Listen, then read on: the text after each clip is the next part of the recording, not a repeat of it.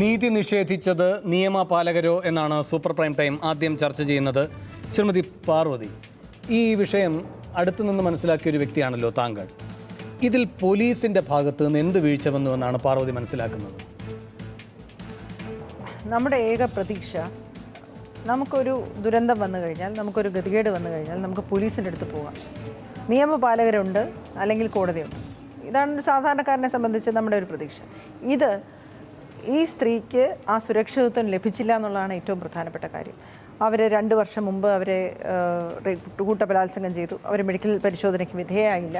അതുകൊണ്ട് തന്നെ ഇതിനകത്ത് ആ കാര്യങ്ങളിൽ എത്രത്തോളം നിയമപരിരക്ഷ കിട്ടുമെന്ന് എനിക്കറിയില്ല. പക്ഷേ അവരൊരു പ്രത്യേക സമയത്ത് പോലീസിൻ്റെ അടുത്ത് പരാതിപ്പെടാൻ തീരുമാനിച്ചു. ഭർത്താവിൻ്റെ സമ്മതത്തോടു കൂടി അവിടെ പോകുന്നു. ആ സ്ത്രീയെ അങ്ങനെ ഒരു സാഹചര്യത്തിൽ വന്നു കഴിഞ്ഞാൽ ഏറ്റവും അലിവോടുകൂടി അവരുടെ പെരുമാറണം. ഇതൊക്കെയാണ് നമ്മൾ കുറേ നാളായിട്ട് കേൾക്കുന്നത്. കുട്ടികളെയൊക്കെ ക്ലാസ് എടുക്കാൻ പോകുമ്പോൾ പോലീസുകാരങ്ങനെ പറയുന്നത് കേട്ടിട്ടുണ്ട്, ഏറ്റവും നല്ല സമീപനമായിരിക്കും പോലീസുകാരുടെ എന്നൊക്കെ. ഇത് 4 ദിവസം അവർ പറഞ്ഞത്, 4 ദിവസം രാവിലെ മുതൽ വൈകുന്നേരം വരെ ആ പോലീസ് സ്റ്റേഷനിൽ കൊണ്ടിരുത്തും. എന്നിട്ട് പോകുന്നവരോടും വരുന്നവരോടും ഇത് റേപ്പ് ചെയ്യപ്പെട്ട സ്ത്രീയാണെന്ന് പറയും. എന്നിട്ട് വെളിയിൽ പറയാൻ പറ്റാത്ത അശ്ലീല ചോദ്യങ്ങൾ കൊണ്ട് ഓരോ പ്രാവശ്യവും അവരെ മുറിവേൽപ്പിക്കുകയും വേദനിപ്പിക്കുകയും ചെയ്തുകൊണ്ട് പിന്നീട് അവരോട് പറഞ്ഞു, ഇത് വനിതാ സെല്ലിൽ നിങ്ങൾ എന്തിനാ പോയത്? ഞങ്ങളുടെ കേസിൽ ആദ്യമേ വരാത്തത്, ജനറൽ പോലീസ് സ്റ്റേഷനിലേക്ക് വരാത്തത് എന്താണ്? വനിതാ പോലീസ് സ്റ്റേഷനിൽ പരാതിപ്പെട്ടതുകൊണ്ട് മജിസ്ട്രേറ്റിൻ്റെ അടുത്ത് പോയി മാത്രമേ നിങ്ങൾക്കിത് മാറ്റാൻ പറ്റുള്ളൂ. ഈ ഭർത്താവിനെ ഒരു കാറിൽ വിരട്ടി പേടിപ്പിച്ച് അവിടെ ഇരുത്തിയതിന് ശേഷം ഈ പോലീസുകാരൻ എഴുതിയ ഏതോ ഒരു വെള്ളക്കടലാസിലെ പരാതിയിൽ ഒപ്പിടിയിപ്പിച്ച് കാറിൽ കയറ്റി ഒരു മജിസ്ട്രേറ്റിൻ്റെ മുന്നിൽ ചെന്ന് ഇത് ഞാൻ പിൻവലിക്കുകയാണെന്ന് പറഞ്ഞു. അപ്പോൾ അവർ ചോദിച്ചു മാഡം ചോദിച്ചു എന്ന്, അപ്പോൾ ബലാത്സംഗം നടന്നിട്ടില്ലേ? അത് ഞാൻ മാറ്റി പറയില്ല. എൻ്റെ മകനെയും കുഞ്ഞുങ്ങളെയും ഭർത്താവിനെയും കൊല്ലുമെന്നുള്ള ഭയം എൻ്റെ ഉള്ളിൽ നിന്ന്, എന്നിട്ട് പോലും ഞാൻ അത് മാറ്റി പറയില്ല. പക്ഷെ ഞാൻ പരാതി പിൻവലിക്കുകയാണെന്ന് പറഞ്ഞ് പരാതി പിൻവലിച്ച് ആ നാട്ടിൽ നിന്ന് തന്നെ പോകാൻ നിർബന്ധിതരായി. വണ്ടി ഇടിച്ചു കൊല്ലും, കുട്ടികളെ കൊല്ലും എന്ന് പറഞ്ഞ് ഭീഷണിപ്പെടുത്തി. അങ്ങനെ അവർ മറ്റൊരു സ്ഥലത്തേക്ക് പോകാൻ നിർബന്ധിതരായി ഒളിച്ചു താമസിക്കുന്ന ഒരു സാഹചര്യത്തിലാണ് ഒരു ചാനൽ ഡിസ്കഷനിൽ ഭാഗ്യലക്ഷ്മി ഇതുപോലെ ഒരുപാട് റേപ്പ് കേസുകൾ ഇങ്ങനെ നടക്കുന്നുണ്ട്, പുറത്തു വരാൻ പറ്റാതെ ഇത്ര സ്ത്രീകൾ നമ്മുടെയൊക്കെ ഉള്ളിലിരുന്ന് നമ്മുടെ വീടുകളിൽ ഇരിക്കുന്നുണ്ട് എന്ന് പറഞ്ഞപ്പോൾ ഈ ദുഃഖം സഹിക്കാൻ വയ്യാത്ത ഈ സ്ത്രീ രാത്രി വിളിച്ച് പൊട്ടിക്കരഞ്ഞതും, ഇങ്ങനെ പറഞ്ഞാൽ കാര്യമില്ല, നേരിട്ട് കണ്ടാലേ പറ്റുള്ളൂ എന്ന് പറഞ്ഞപ്പോൾ വീട്ടിൽ വന്ന് പറയാൻ തയ്യാറായത്. അപ്പോൾ ഇത് ഒരു ഓപ്പണറാണ്. ഈ കേസിനകത്തൊരു ബലാത്സംഗ കേസ്, പീഡനം നടത്തിയ ആർക്കെങ്കിലും ശിക്ഷ, ഇതൊക്കെ നടക്കുമെന്ന് എനിക്കറിയില്ല.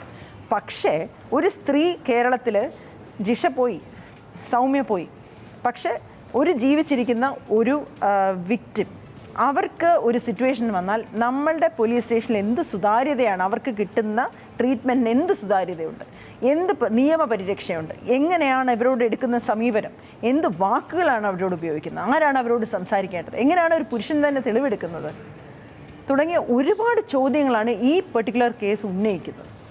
ശ്രീമതി ഭാഗ്യലക്ഷ്മി, താങ്കളെ വന്ന് ഈ സ്ത്രീയും അവരുടെ ഭർത്താവും കാണുകയായിരുന്നല്ലോ. അതിനു മുൻപ് ഒരുപാട് ദുരനുഭവങ്ങളിലൂടെ അവർ കടന്നു പോവുകയും ചെയ്തു. വീണ്ടും ഇത് പുറത്തു പറയുകയാണെങ്കിൽ ഏതെങ്കിലും തരത്തിലുള്ള തിരിച്ചടികൾ ഉണ്ടാകുമെന്ന് സ്വാഭാവികമായി അവർ ഭയക്കുകയും സംശയിക്കുകയും ചെയ്യേണ്ടതാണ്. എന്നിട്ടും താങ്കളെ സമീപിച്ചുവെങ്കിൽ അതെന്തുകൊണ്ടായിരുന്നു? അവരുടെ മനസ്സ് എന്തായിരുന്നു താങ്കളോട് ഈ കാര്യങ്ങൾ പറയുമ്പോൾ? അവരെൻ്റെ മുമ്പിൽ വന്ന് സംസാരിക്കുന്ന ദിവസം അവരാദ്യം പറഞ്ഞത്, ഞാൻ ഏകദേശം ആത്മഹത്യാ വക്കിലാണ് ഞാൻ നിൽക്കുന്നത്. കാരണം 2 വർഷമായി എനിക്ക് ഉറക്കമില്ല, ഭക്ഷണമില്ല, എൻ്റെ കുട്ടികളെ സംരക്ഷിക്കാൻ സാധിക്കുന്നില്ല. ഞാൻ എന്താണ് ചെയ്യേണ്ടത്? എനിക്കൊന്ന് പറഞ്ഞു തരൂ. എന്നെ ഈ അവസ്ഥയിൽ എത്തിച്ചവർ വളരെ സന്തോഷവാന്മാരായി ഈ സമൂഹത്തിൽ മാന്യന്മാരായി അവർ വിലസുന്നു. പക്ഷെ ഞാനെന്തോ അവരെ ബലാത്സംഗം ചെയ്തതുപോലെ ഞാൻ വീട്ടിൻ്റെ ഉള്ളിൽ ഭയപ്പെട്ട് ജീവിക്കുന്നു. ഇതിനൊരു പോം വഴി എനിക്ക് ചേച്ചി പറഞ്ഞു തരണം എന്നാണ് അവരെന്നോട് ആദ്യം പറഞ്ഞത്. ഞാൻ അവരോട് വളരെ വ്യക്തമായിട്ട് പറഞ്ഞു, എൻ്റെ പൊന്നു കുഞ്ഞെ, ഇതിൽ തെളിവുകളൊന്നുമില്ലാത്തത് കൊണ്ട് തന്നെ നമുക്കിത് നിയമപരമായിട്ട് ഒന്നും ചെയ്യാൻ പറ്റില്ല എന്ന് പറഞ്ഞപ്പോൾ ചേച്ചി എനിക്ക് ബലാത്സംഗത്തിന് കേസൊന്നും വേണ്ട, കാരണം അത് തെളിയിക്കാൻ പറ്റില്ല എന്ന് എനിക്ക് മനസ്സിലായി. പക്ഷേ എന്നാലും ഈ ഇങ്ങനെ ചെയ്ത ആ വ്യക്തി ഒരു കൗൺസിലറല്ലേ, ഇങ്ങനെ ഒരു വ്യക്തി ഒരു ജനപ്രതിനിധിയായി അവിടെ തുടരാൻ പാടുണ്ടോ? അത് നമ്മൾ മന്ത്രിസഭയോട് എടുത്തു പറയണ്ടേ, മുഖ്യമന്ത്രിയോട് എടുത്തു പറയണ്ടേ, ഇങ്ങനെ ഒരു ക്രൂരനാണ് ഒരു ജില്ലയുടെ കൗൺസിലർ എന്ന് പറയണ്ടേ?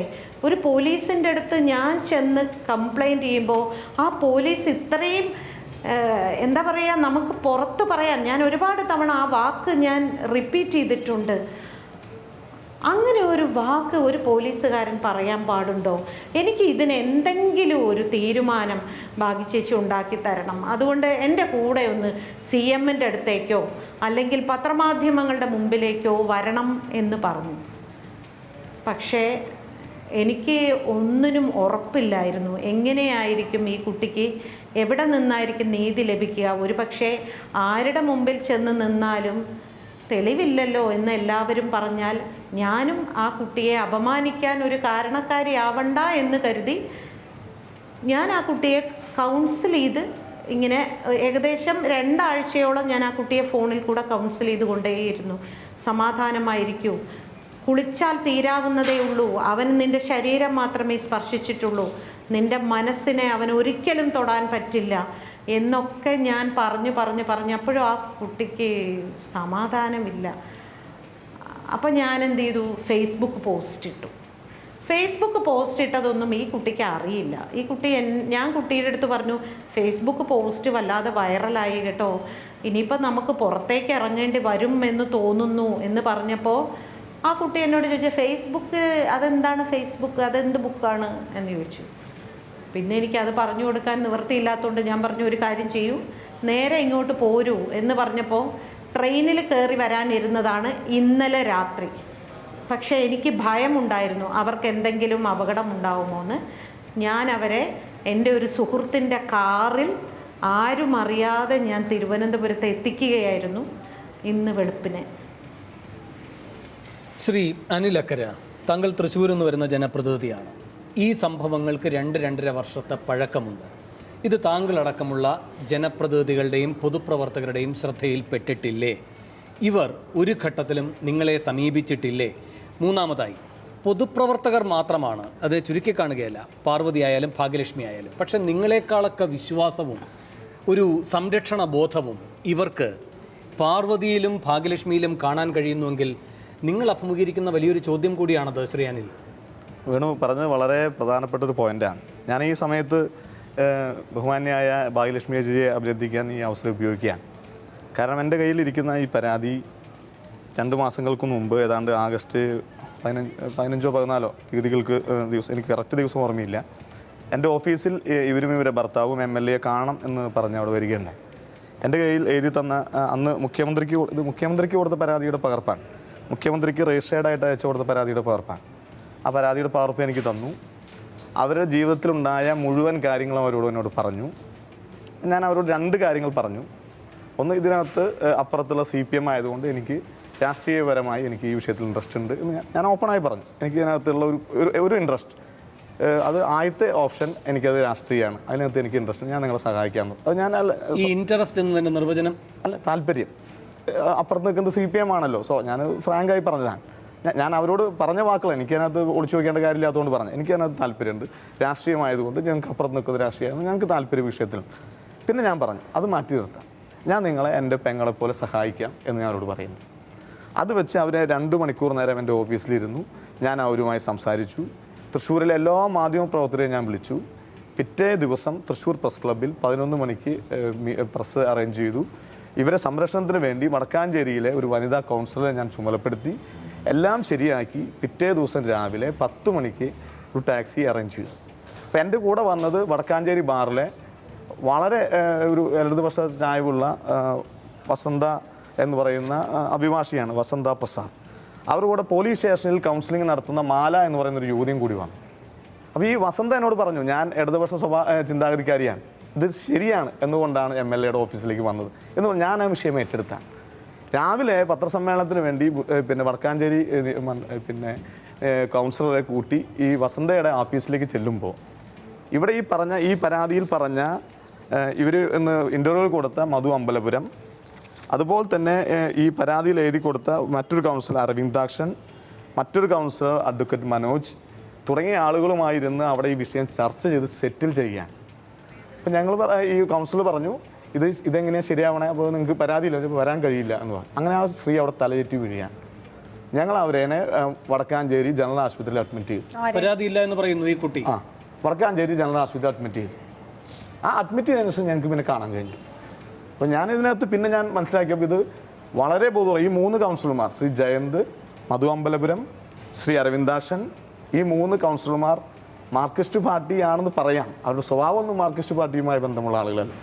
അവർ വളരെ സമ്പന്നരാണ്. ഇതിനകത്ത് പ്രധാനപ്പെട്ട നേതാക്കന്മാർ കൂടി അറിവോടെ കൂടിയാണ് ഇത് സെറ്റിൽ ചെയ്തത് അന്ന് ആദ്യഘട്ടത്തിൽ. അതിനുശേഷം ഇവരെ നമ്മൾ ഒരുപാട് സമയം ബന്ധപ്പെടാൻ ശ്രമിച്ചു. നമുക്ക് യാതൊരു പിന്നെ ഇതും കിട്ടിയില്ല. അങ്ങനെ വന്നപ്പോഴാണ് ഞാൻ ഇന്നലെ അപ്രതീക്ഷിതമായിട്ടാണ് ഈ ഫേസ്ബുക്ക് പോസ്റ്റ് കാണുന്നത്. സെറ്റിൽ ചെയ്തെങ്കിൽ പിന്നെ തലയിറങ്ങി വീണത് അല്ല, ഞങ്ങളോട് പറഞ്ഞൊരു വാക്കുണ്ടായിരുന്നല്ലോ. എന്നോട് പറഞ്ഞ ഞാൻ ഇതിനകത്ത് യാദൃശ്ചികമായി ഇടപെട്ട ആളാണ്. ഞാൻ അവിടെ പോയി സമീപിച്ചതല്ല. ഇവർ MLA കാണണമെന്ന് പറഞ്ഞ് ഇവരെ ഭർത്താവും കൂടി വന്നതാണ്. എന്നിട്ടാണ് ഇത് തൃശ്ശൂരിലെ എല്ലാ പത്രക്കാർക്കും അറിയാവുന്ന വിഷയം. ഇതിനകത്ത് നാട്ടിൽ മുഴുവൻ അറിയാം ഈ 3 പേരുടെ സ്വഭാവ രീതികൾ എന്താണെന്ന്. ഒരു നിമിഷം, ഏരിയ സെക്രട്ടറി സുരേന്ദ്രൻ ഇപ്പോൾ ടെലിഫോൺ ലൈനിൽ. അതിനുശേഷം ഞാൻ ശ്രീ രാംകുമാറിലേക്ക് വരാം. ശ്രീ സുരേന്ദ്രൻ, എത്ര ഗൗരവ സ്വഭാവമുള്ളതാണ് ഈ പരാതി നിങ്ങളുടെ ഒരു പ്രാഥമികമായ വിലയിരുത്തലിൽ? ഈ പരാതി ആഗസ്റ്റ് മാസം 14-ാം തീയതി പരാതി കൊടുക്കുമ്പോഴാണ് ഈ വിവരം പറയണത്. ആഗസ്റ്റ് മാസം 14-ാം തീയതി പരാതി കൊടുത്തതിന്റെ അടിസ്ഥാനത്തില് അവര് സംസാരിച്ചത് സെറ്റ് ചെയ്തു. എന്താണ് സെറ്റ് ചെയ്യാൻ കാരണം എന്നുള്ള വിവരം അറിയില്ല നമുക്ക്. പിന്നെ അതിനുശേഷം ഇന്ന് പത്രസമ്മേളനത്തിലാണ് നമ്മൾ ഈ വിവരം അറിയണത്. അപ്പൊ പത്രസമ്മേളനത്തിൽ വിവരം പറയുമ്പോ നമ്മൾ അന്വേഷിച്ചു. അപ്പൊ ഈ പറയുന്ന കാര്യങ്ങളായിട്ട് ഒരു വസ്തുവില്ല എന്നുള്ള രീതിയിലാണ് മനസ്സിലായിട്ടുള്ളത്. അപ്പൊ പാർട്ടി സംവിധാനം ഉപയോഗിച്ച് എന്താണ് വസ്തുത എന്നുള്ളത് പരിശോധിച്ച് അതിന് നിജസ്ഥിതി ഉണ്ടെങ്കിൽ പാർട്ടി ശക്തമായ രീതിയിലുള്ള നടപടി സ്വീകരിക്കും എന്നുള്ളതാണ് പറയാം. ശ്രീ സുരേന്ദ്രൻ, പക്ഷേ പ്രാഥമികമായ വിലയിരുത്തലിൽ ഇതിൽ ഒരു വസ്തുതയുമില്ല എന്ന് നിങ്ങൾ എങ്ങനെ ഒരു തീരുമാനത്തിലെത്തി? നിങ്ങൾ ഈ സ്ത്രീയുമായി ഏതെങ്കിലും തരത്തിൽ ആശയവിനിമയം നടത്തുക പോലും ചെയ്തിട്ടില്ലല്ലോ. ഇത് മജിസ്ട്രേറ്റിന്റെ മറ്റേ രഹസ്യമൊഴി ഇവര് 164 അടിസ്ഥാനത്തിൽ രഹസ്യമൊഴി കൊടുത്തിട്ടുണ്ട്. ആ രഹസ്യമൊഴിയിൽ ഉൾപ്പെടെ ഇവര് പറഞ്ഞിട്ടുള്ളത് ഇതുമായിട്ട് ഞങ്ങൾ പരാതി പിൻവലിക്കാൻ തയ്യാറാണ്, ഞങ്ങൾക്ക് പരാതി കഴിഞ്ഞതിന് ശേഷമാണ് രഹസ്യമൊഴി. ശ്രീ അനിലക്കര പറയുകയാണ് ഈ കാര്യങ്ങളൊക്കെ സെറ്റിൽ ചെയ്തതിന് ശേഷമാണ് അങ്ങനെ ഒരു 164 ഏതാ സെറ്റിൽ ചെയ്തതിന് ശേഷമാണ് 164 എന്നാണ് അനിലക്കര പറയുന്നത്. ഇത് മാത്രമല്ല അതിന്റെ വസ്തുത